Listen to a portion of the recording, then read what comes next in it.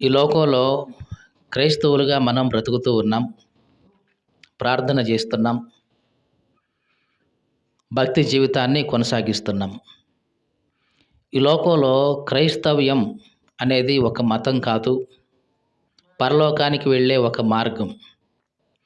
దీనికోసం ఇది ఒక మతంలాగా అనుకొని, మా మతం కోసం మేము పోరాడాలి, మా మతం కోసం మేము ఏదైనా చేయాలి అని మతమౌఢ్యంతో రేగిపోయే వాళ్ళు లోకంలో చాలామంది ఉన్నారు. వాళ్ళ మతమే వాళ్ళకి ప్రాముఖ్యం.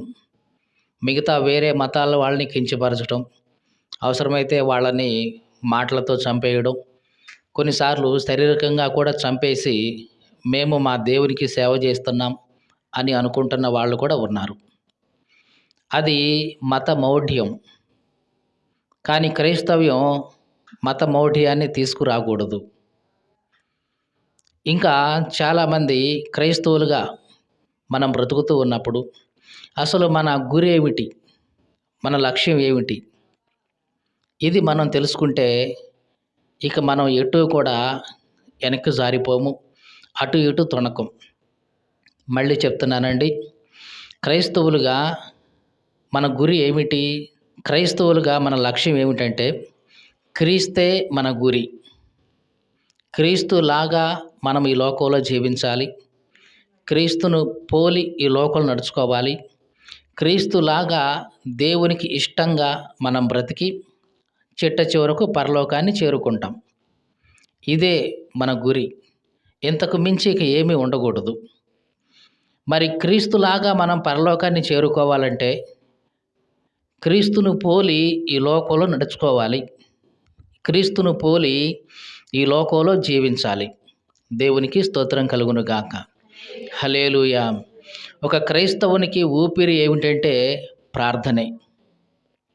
క్రైస్తవునికి ఊపిరి ఏమిటి? ప్రార్థనే. ఏ క్రైస్తవుడైతే ప్రార్థిస్తూ ఉంటాడో అనునిత్యం, నేను చెప్తున్న మాట ఇప్పుడు, అనునిత్యం ప్రార్థిస్తూ ఉంటాడో అతను సజీవమైన క్రైస్తవుడు.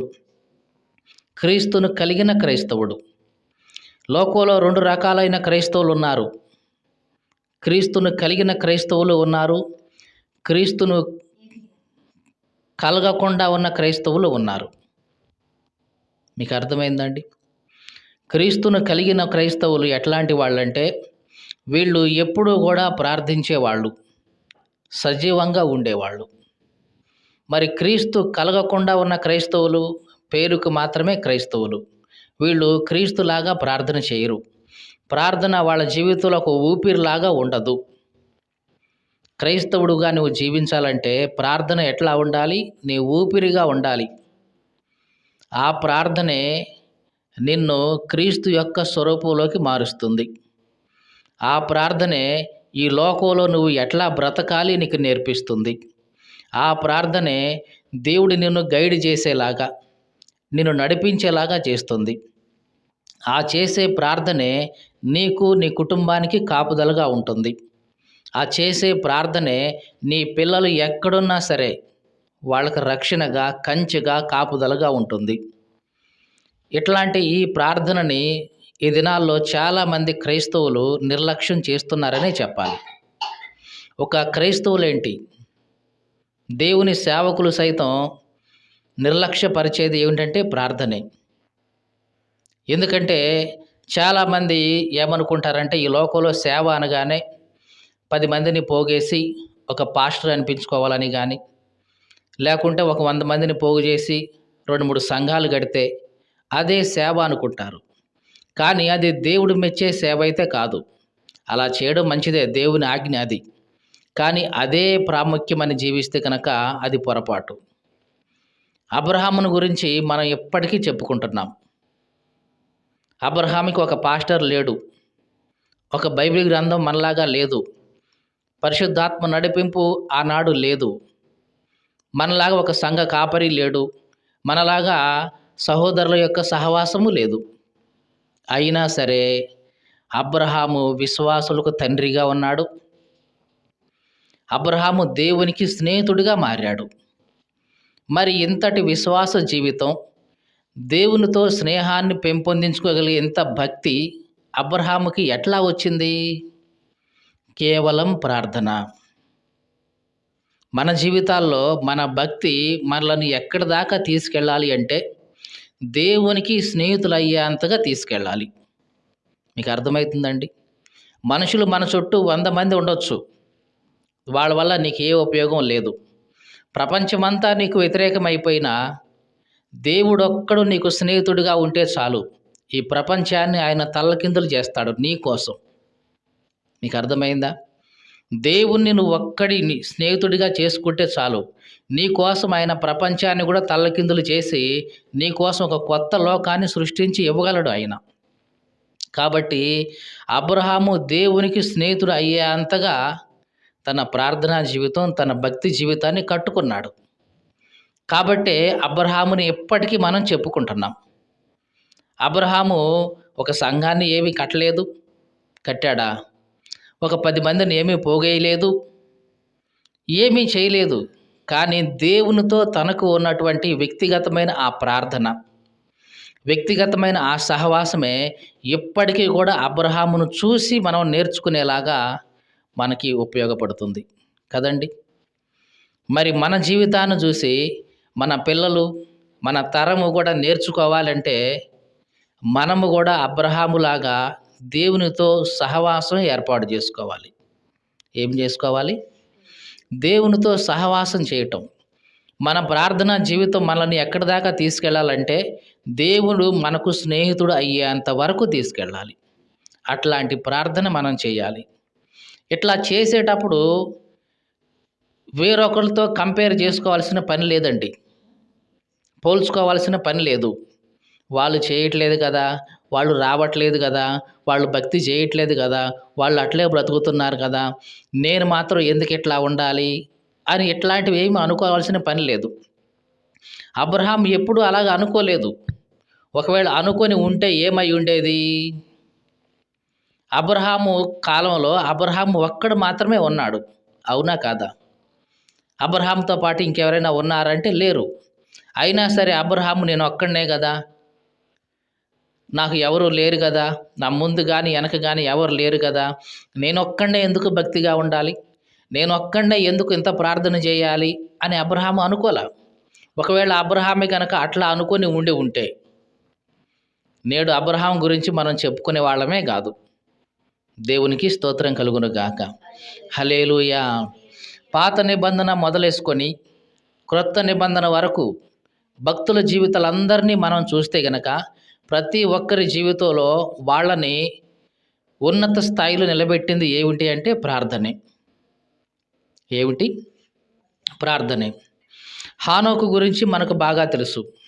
హానోకు దేవునితో కూడా నడుస్తూ ఉన్నవాడు. 300 ఏళ్ళు దేవునితో నడుస్తూ కుమారులను కుమార్తెలను కన్నాడు అని ఉంది. మరి హానోకు ఎట్లా చనిపోయాడు అని చుట్టూ ఉన్న వాళ్ళని అడిగితే వాళ్ళు ఏం చెప్పారంటే, దేవుడు అతన్ని కొనిపోయాడు, అందుకని హానోకు లేడు అన్నారు. మీకు అర్థమైందా? హానోకు మరణించాడా అంటే మరణించలేదు. మరి ఏడి అని అంటే దేవుడు అతన్ని కొనిపోయాడు, తీసుకొని పోయాడు, కాబట్టి హానోకు లేడు అన్నారు. ఎలాగ తీసుకొని పోయాడు దేవుడు? హానోకు జీవితాన్ని మనం పరిశీలించి చదివితే కనుక చరిత్ర ప్రకారం హానోకు ఎక్కువ సమయం దేవునితో గడిపేవాడు. హానోకు యొక్క జీవితాన్ని పరిశీలిస్తే హానోకు ఎంత ప్రార్థన చేసేవాడంటే, కుటుంబానికి దూరంగా ఒక గుహను ఏర్పాటు చేసుకొని ఆ గుహలోనే వారాలు నెలల తరబడి ఉండేవాడంట. ప్రతి ఒక్కళ్ళు వచ్చి చూసేవాళ్ళు. ఏదో కొద్ది సమయం మాత్రమే ఖాళీగా ఉండేవాడు. ఆ కొద్ది సమయంలో హానోకు నోటి నుంచి వచ్చే ఆ మాటలు వినడానికి చాలామంది వచ్చేవాళ్ళు. విని తరించిపోయేవాళ్ళు. మళ్ళీ వెంటనే హానోకు మళ్ళా ప్రార్థనలో లీనమయ్యేవాడు. ఆ రకంగా కొంతకాలానికి ఆ స్థలం అంతా ఖాళీగా ఉంది. అదేంటి, రోజు ఇక్కడ కనిపించే హానోకు గారు ఈరోజు లేరు, ఏమైంది అంటే చుట్టూ ఉన్న వాళ్ళు ఇక చెప్పడం ప్రారంభించాడు, దేవుడు అతన్ని కొనిపోయాడు. అంటే హానోకుతో దేవుడే వచ్చేసి, హానోకు వచ్చే ఇక వెళ్ళిపోదాం అనంటే హానోకు దేవునితో కూడా కలిసి అట్లాగ నడుచుకుంటూ వెళ్ళిపోయాడంట. ఎక్కడికి వెళ్ళిపోయాడు తెలీదు. చనిపోయాడా అంటే లేదు. మొత్తానికైతే వెళ్ళిపోయాడు. ఎవరు వెళ్ళిపోయారు? ఎవరొచ్చారు? ఎవరిని తీసుకెళ్లారంటే దేవుడే వచ్చాడు. అతన్ని తీసుకొని అట్లా వెళ్ళిపోయాడు. ఇది జరుగుద్దా? ఇది సాధ్యమవుద్దా మనిషిగా? జరుగుతుంది. క్రొత్త నిబంధనలో కూడా మనం చూస్తే ఇట్లాంటి ఒక పోలిక మనకు దొరుకుతుంది. ఒకసారి పేతురుని వాక్యం చెప్తున్నందుకు చెరసాలలో బంధించి ఆ సంకెళ్ళు అవన్నీ వేసి ఉంచేశారు. అర్ధరాత్రి సమయంలో ఒక దేవదూత వచ్చి పేతురుని తట్టింది. పేతురు లే, పోదాం లే అనగానే చేతులకున్న సంకెళ్ళన్నీ విడిపోయినాయి. తర్వాత ఒక గేటు దగ్గర రాగానే ఆ గేటు ఆటోమేటిక్ ఓపెన్ అయింది. ఆ గేటు దాటారు. రెండో గేటు దాటారు. ఆ పట్టణం గవిని కూడా దాటేశారు. అంత దాటిన తర్వాత అప్పుడుకి తెలివి వచ్చింది. ఎవరికి? పేతురుకి. అప్పుడు దాకా పేతురు ఏమనుకుంటున్నాడు? ఇది దర్శనంలో కనపడుతుంది అనుకున్నాడు. ఏమనుకున్నాడు? ఇది దర్శనమే, ఇది నిజం కాదు, ఇది ఒక దర్శనం. ఈ దర్శనంలో నాకు భలే గుందిలే. దేవదూత రాగానే చేతులకు సంఖ్యలు విడిపోయినాయి. అటు బాగానే గేటు ఆటోమేటిక్ ఓపెన్ అయింది. ఇంకో గేటుకు పోతే అది ఓపెన్ అయింది. కావాలి వాళ్ళని బయటకు వచ్చేసాం. భలే గుందిలే దర్శనం. అబ్బా, ఈ దర్శనం నిజమైతే బాగుండు అనుకుంటున్నాడేమో. అప్పుడు దాకా దర్శనమే అనుకుంటున్నాడు పేతురు. కానీ ఎప్పుడైతే రెండవ కావలి మూడవ కావలి దాటి పట్టణపు గేటు లోపలికి ఎంటర్ అయిపోయాడో దేవదూత తన దగ్గర నుంచి వెళ్ళిపోయింది. అప్పుడు వచ్చింది తెలివి పేతురుకి. చూస్తే ఏముంది? నిజంగానే అక్కడ ఉన్నాడు పట్టణంలో. అంటే చెరసాలలో నుంచి బయటకు వచ్చేసాడు. అప్పుడు దాకా అదంతా ఏమనుకున్నాడు? కేవలం ఒక దర్శనమే అనుకున్నాడు. ఆ దర్శన రూపంలోనే దేవుడు తన దేవదూత ద్వారా చెరసాల నుంచి విడిపించాడు పేతురుని. బహుశా హానోకు జీవితంలో కూడా ఇదే జరిగి ఉండొచ్చు. బహుశా హానోకు కూడా అనుకుని ఉండొచ్చు, ఇది దర్శనమే, దేవుడు వచ్చాడు, నాతో మాట్లాడాడు, హనోకు రా వెళ్ళిపోదాం అన్నాడు, నేను దేవునితో కూడా కలిసి నడుస్తూ ఉన్నాను అని దర్శనమే అనుకుని ఉంటాడు. తనకు తెలియదు. కానీ తన శరీరం కూడా కదిలి వెళ్ళిపోయింది. దేవునితో కలిసి నడిచి వెళ్ళిపోయింది. ఎక్కడికి వెళ్ళిపోయింది హానోకు శరీరం అంటే తెలియదు. దేవుడే అతన్ని కొనిపోయాడు కాబట్టి హానోకు లేడు అని ఇప్పటికీ కూడా చెప్తున్నారు.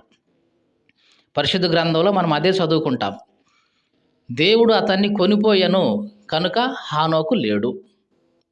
అంటే హానోకు చేసిన ప్రార్థన దేవుడు అతన్ని కొనిపోయేంతగా దేవునిలో లీనమైపోయాడు. ఈ మాటలు వింటున్న ప్రియ సహోదరి సహోదరుడా, క్రైస్తవులుగా మందిరానికి వెళ్తున్నాం, ప్రార్థనలు చేస్తున్నాం, దేవునికి డబ్బులు ఇస్తున్నాం, ఇది భక్తి జీవితం కాదు. ఇట్లాంటి భక్తి నీ జీవిత కాలం చేసినా సరే ఇదిగో పరలోకపు అంచు కూడా నువ్వు చేరలేవు. నిజమైన భక్తి జీవితం, నిజమైన ప్రార్థనా జీవితం ఏంటంటే నీవు యేసుక్రీస్తు యొక్క పోలికలోకి మారాలి. యేసుక్రీస్తు లాంటి స్వభావం నీకు రావాలి. అలా వచ్చే విధంగా నీ ప్రార్థనా జీవితం కొనసాగాలి. అది రోజుకు నువ్వు గంట చేస్తావా, 2 గంటలు చేస్తావా, 3 గంటలు చేస్తావా, లేదా రోజంతా ప్రార్థనలో ఉంటావా, అది నీ ఇష్టం. కానీ నీ స్వభావం అంతా మారాలి, నీ ప్రవర్తన అంతా మారాలి, నీ ఆలోచన అంతా మారాలి, నీ బుద్ధి అంతా మారాలి, అన్నీ మారాలి. యేసుక్రీస్తు రూపంలోకి మారాలి. క్రీస్తు యొక్క పోలిక, క్రీస్తు యొక్క స్వరూపం, క్రీస్తు యొక్క స్వభావం నీలోకి రావాలి. అలా వచ్చేలాగా చేసేదే నిజమైన ప్రార్థన. అది నిజంగా ప్రార్థన అంటే. ఇక అట్లాంటి కాదు, ఏదో ఉదయం లేవగానే ప్రార్థన చేసుకుంటున్నాం, భోజనానికి ముందు ప్రార్థన చేసుకుంటున్నాం, అన్నం తినేటప్పుడు ప్రార్థన చేసుకుంటున్నాం, నిద్రపోయేటప్పుడు ప్రార్థన చేసుకుంటున్నాం. ఇట్లాంటి ప్రార్థన ఏంటంటే కేవలం దేవుని జ్ఞాపకం చేసుకుంటున్నాం అంతే. మీకు అర్థమైందండి? ఉదయం లేవగానే ప్రార్థన చేస్తున్నావు అంటే దేవుని జ్ఞాపకం చేసుకుంటున్నావు. భోజనం చేసినప్పుడు ప్రార్థన చేస్తున్నావు, దేవుని జ్ఞాపకం చేసుకుంటున్నావు. నాయనా నాకు ఇచ్చావు, ఇది చాలు అనుకుంటున్నావు అంతే. కానీ దేవుని పోలిక, దేవుని స్వరూపం నీలోకి రావాలంటే ఆ 1-2 నిమిషాల ప్రార్థనలు సరిపోవు. మీకు అర్థమైందండి? దీర్ఘ ప్రార్థనలు ఉండాల్సిందే. యాకోబు జీవితాన్ని మనం చూస్తే యబ్బోకు రేవు దగ్గర ఒక్కడే ఉన్నాడు. ఒంటరిగా ఉన్నాడు. రాత్రంతా ప్రార్థన చేస్తూనే ఉన్నాడు. ఎంతగా ప్రార్థన చేశారంటే దేవుడే ఒక నరుని రూపంలో తన దగ్గరికి వచ్చాడు. వచ్చి నన్ను పోనివ్వు అని అంటున్నాడు. ఈ యాకోబు అంటున్నాడు, నీవు నన్ను ఆశీర్వదిస్తే తప్ప నేను నిన్ను పోనివ్వను అంటున్నాడు. చివరికి యాకోబు గట్టిగా పట్టేసుకున్నాడు నరుని రూపంలో ఉన్న దేవుణ్ణి. అతను ఎంతసేపటికి విదిలించుకోలేక గట్టిగా ఒక్క పీక బిగితే యాకోబు యొక్క తొడగూడు వసిలిపోయింది, తొలగిపోయింది. తుంటి నరం విరిగిపోయింది. అప్పుడు యాకోబు కుంటుకుంటూ నడిచాడు అని ఉంటుంది. అలా నడుస్తూ ఉన్న సమయంలోనే తెల్లారిపోయింది. నడక మారిపోయింది అప్పటి నుంచి. అప్పటిదాకా మామూలుగా నడిచిన యాకోబు ఇప్పుడు ఎట్లా నడుస్తున్నాడు? కుంటుతూ నడుస్తున్నాడు. అంటే ఒక్క మాటలో చెప్పాలంటే యాకోబు యొక్క పాత నడక మారిపోయింది, కొత్త నడక వచ్చేసింది. మన ప్రార్థన మనల్ని ఎట్లాగా మార్చాలి. మనం చేసే ప్రార్థన మనకు ఒక క్రొత్త నడక ఇవ్వాలి, క్రొత్త నడవడిక ఇవ్వాలి, క్రొత్త ఆలోచన ఇవ్వాలి. ఎంతసేపటికి ఆ పాత జీవితమే, పాత ఆలోచనలే కాదు. ఎవరిని ఏ రకంగా తక్కువ చేద్దాం, ఎవరిని ఏ రకంగా ఆడిపోసుకుందాం, ఈ పాత ఆలోచనలో కాదు, క్రొత్త ఆలోచనలు ఉండాలి. మారు మనసు అంటే అదే. నీ మనసు అంతా మారిపోవాలి, నీ ఆలోచన అంతా మారిపోవాలి, నీ బుద్ధి మారిపోవాలి, నీ తలంపులు మారిపోవాలి, క్రొత్త నడక రావాలి నీ జీవితానికి. నీ ప్రార్థన ద్వారానే ఇది సాధ్యం. మీకు అర్థమైందండి? ప్రార్థన ద్వారా నీ నడక మారిపోతుంది, నీ ఆలోచన మారిపోతుంది, నీ తలంపులు మారిపోతాయి, నీ హృదయం మారిపోతుంది. ఒక్క మాటలో చెప్పాలంటే నువ్వే పూర్తిగా మారిపోతావు. అలా మార్చగలిగే అంతగా నువ్వు దేవునితో ప్రార్థనలో గడపాలి. యాకోబు పెనుగులాడి తన జీవితాన్ని మార్చుకున్నాడు. ఆ రాత్రి తెల్లారగానే సూర్యోదయం అయ్యింది, సూర్యుడు ఉదయించాడు అని ఉంటుంది అక్కడ. అంటే ఒక మాటలో చెప్పాలంటే యాకోబు యొక్క జీవితానికి సూర్యోదయం అయిపోయింది అన్నమాట. అంటే క్రొత్త జీవితానికి నాంది పలికాడు అన్నమాట. ఈ మాటలు వింటున్న ప్రియ సహోదరి సహోదరుడా, నేను మళ్ళీ ప్రశ్నిస్తున్నాను నిన్ను. ఎంతకాలం నుంచి ప్రార్థనకి వెళ్తున్నావు? ఎంతకాలం నుంచి భక్తి చేస్తున్నావు? మరి నువ్వు చేసే ప్రార్థన, నువ్వు చేసే భక్తి నీకు క్రొత్త నడక నేర్పాయా? క్రొత్త ఆలోచనలు ఇస్తున్నాయా?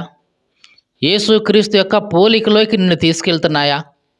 యేసుక్రీస్తు యొక్క స్వరూపం నీలోకి వస్తుందా? అలా రావట్లేదు అంటే నీవు చేసే ప్రార్థన సరిపడట్లేదన్నమాట. నీవు చేసే దేవునితో సహవాసం నీకు సరిపడినంతగా లేదన్నమాట. మీకు అర్థమైందండి? భూమిలో విత్తనం విత్తుతాం, మరి అది మొక్క మొలవాలి అంటే రోజుకి ఒక చెంచా నీళ్లు పోస్తే సరిపోద్దా? చెప్పండి మీరే. రోజు నేను ఒక చెంచా నీళ్లు పోస్తున్నానండి, కానీ నా పొలం అయితే పండట్లేదు అంటావా? మరి ఆ పొలం పండాలి, దాని నుంచి నీకు ప్రతిఫలం రావాలి, క్రొత్త మొక్క రావాలి, క్రొత్త జీవం రావాలి అంటే నువ్వేం చేయాలి? దానికి సరిపడినంత నీళ్లు పోయాలి కదా. ప్రార్థనా జీవితం కూడా ఇంతేనండి. నీలో క్రొత్త జీవితం మొలవాలి అంటే, క్రొత్త నడక రావాలి అంటే, క్రొత్త ఆలోచనలు, క్రొత్త తలంపులతో క్రీస్తు రూపంలోకి నువ్వు మారిపోవాలి అంటే, రూపాంతరం చెందాలి అంటే, ఇదిగో నీవు పోసే ఈ ప్రార్థన అనే నీరు సరిపడినంతగా నీ జీవితానికి ఉండాలి. అది ఎంత ఎక్కువగా పోస్తే నీ జీవితం అంత ఫలవంతంగా ఉంటుంది కదండి. నీళ్లు మొక్కకి ఎంత బాగా ఉంటే అంత ఫలవంతంగా ఉంటుంది ఆ మొక్క, ఆ చెట్టు. ఒకవేళ నీళ్ళే సరిపడినంతగా లేవు, అది ఏమవుతుంది చెప్పండి? బెట్టకొచ్చేస్తుంది. అయినా అప్పటికి నువ్వు నీళ్లు పోయలేదు, అప్పుడేమవుద్ది? చివరికి చచ్చిపోతుంది. క్రైస్తవ జీవితం కూడా ఇంతేనండి. నువ్వు సరి అయిన విధంగా ప్రార్థన చేస్తే ఆ క్రైస్తవ జీవితం బ్రతికుంటుంది, క్రీస్తులో నువ్వు బ్రతికుంటావు.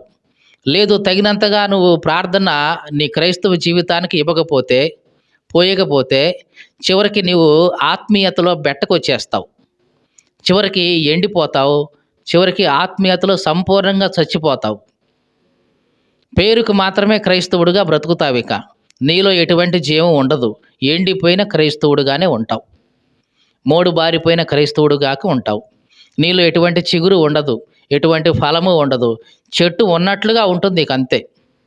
మనిషిగా ఉన్నట్లుగా ఉంటావంతే. కాబట్టి మరలా చెప్తున్నాను, క్రైస్తవ జీవితానికి ఎసెన్స్ ఏమిటంటే ప్రార్థనే. పూర్వకాలం నుంచి అబ్రహాము గాని, ఇస్సాకు గాని, యాకోబు గాని, యేసేపు గాని, హానోకు గాని, మోషే గాని, ఏలియా గాని, ఎలీషా గాని, పాత నిబంధన భక్తుల జీవిత చరిత్రలన్నీ మనం చదువుకుంటే వాళ్ళ జీవితాల్లో వాళ్ళు ప్రాముఖ్యంగా ఎంచింది ఏమిటంటే ప్రార్థనే. మనుషుల్ని గ్యాదర్ చేయటం కాదు, కూడికలు ఏర్పాటు చేయటం కాదు, సభలు ఏర్పాటు చేయటం అంతకంటే కాదు.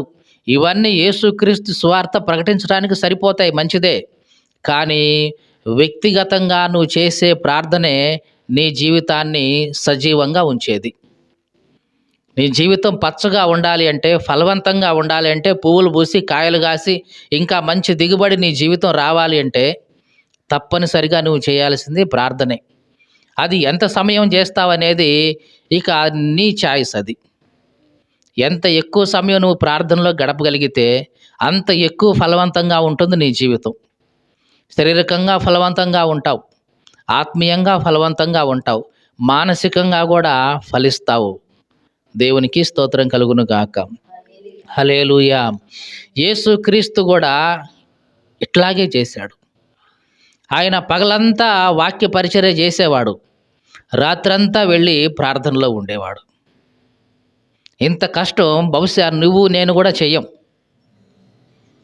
ఏమండి, ఎవరైనా పగలంతా కష్టపడి పనిచేసి సాయంత్రం నైట్ అంతా ప్రార్థనలో ఉంటారా ఎవరన్నా? ఉంటే ఏమవుద్ది చెప్పండి? ఒకటి హెల్త్ పాడవుద్ది, ఇంకా అది ఎంత కష్టం, నిద్ర వస్తూనే ఉంటుంది. అయినా సరే ఆ నిద్రని ఆపుకొని ప్రార్థనా జీవితం అట్లా కానుస్తుంది. యేసుక్రీస్తు జీవితంలో ఇదే జరిగింది. ఆయన పగలంతా దేవుని వాక్యం బోధిస్తూనే ఉండేవాడు. దేవాలయంలో కానీ బయట కానీ ప్రతి చోట బోధిస్తూనే ఉండేవాడు. రాత్రంతా వెళ్ళి ఒలీవల కొండ దగ్గరికి వెళ్ళి ప్రార్థన చేస్తూ ఉండేవాడు. ఆ 3.5 సంవత్సరాల్లో ఆయన పరిచర్యలో ఇదే జరిగింది. అందుకనే యేసుక్రీస్తుని పోల్చి నీ కనులు గొవ్వ కనులాగా ఉన్నాయి అని పరమగీతాల్లో మనం చదువుకుంటాం. యేసుక్రీస్తు యొక్క కనులు ఎట్లా ఉన్నాయంట? గొవ్వ కనులాగా ఉన్నాయి. గొవ్వ కనులు ఎప్పుడైనా మీరు చూసారా? ఎర్రగా ఉంటాయి. ఎందుకు? నిద్ర లేక. ఆ గొవ్వ కన్నులు ఎట్లా ఉంటాయి? ఎర్రగా ఉంటాయి, రక్తం మాదిరిగా ఉంటాయి. యేసుక్రీస్తు యొక్క కన్నుల్ని కంపేర్ చేస్తూ పరమగీతాల్లో ఒక మాట రాయబడి ఉంటుంది. నీ కన్నులు గువ్వ కన్నులాగా ఉన్నాయి. నా ప్రియుని కన్నులు ఎట్లా ఉన్నాయి? గువ్వ కన్నులాగా ఉన్నాయి. యేసుక్రీస్తు యొక్క కళ్ళు అంత ఎర్రగా అయిపోయినాయి నిద్ర లేక. పగలంతా పరిచర్య చేశాడు, వాక్యం బోధించాడు, రాత్రంతా ప్రార్థన చేస్తూ వచ్చాడు. మరి యేసుక్రీస్తుకి అంత ప్రార్థన అవసరమైతే ఏమండి, ఆయనలో ఎటువంటి పాపం లేదు, ఎటువంటి దోషం లేదు. అయినా సరే ఆయన పగలంతా పరిచర్య చేస్తూ రాత్రంతా ప్రార్థనలో గడపటం ఆ యేసుక్రీస్తుకే అంత ప్రాముఖ్యమైతే మరి నీకు నాకు ఇంకెంత ప్రాముఖ్యంగా ఉండాలి కదండి. మనం ఏమనుకుంటామంటే అర్ధగంట చేసి ఇక నా జీవితానికి చాలు, ఇదే ఎక్కువ అనుకుంటాం. గంట సేపు చేసామంటే నాలాంటి గొప్ప ప్రార్థన పరుడు ఈ లోకంలో లేడు అనుకుంటాం ఇక కదండి. ఒక గంట గట్టిగా మా రోజుకు ఒకసారి ప్రార్థన చేశామంటే నేనేంటి, నా భక్తి ఏంటి, నేనేంటి, నా ప్రార్థన ఏంటి అని ఒక అతిశయం మనలోకి వచ్చేస్తుంది. ఇది నిజమైంది కాదు, ఇది సరైంది కాదు. ఎంత ఎక్కువ సమయం నువ్వు ప్రార్థనలో గడపగలిగితే దేవునికి అంత ఇష్టంగా ఉంటావు నువ్వు.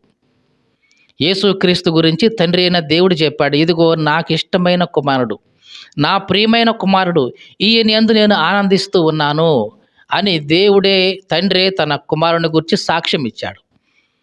నిజంగా దేవునితో నీవు అట్లాంటి సంబంధాన్ని కలిగి ఉంటే దేవుడు నిన్ను గురించి కూడా సాక్ష్యం ఇస్తాడు పరలోకం వెళ్ళిన తర్వాత. ఇదిగో ఈమె నా బిడ్డ, ఇదిగో ఇతను నా బిడ్డ, నాకు ఇష్టమైన కుమారుడయ్యా.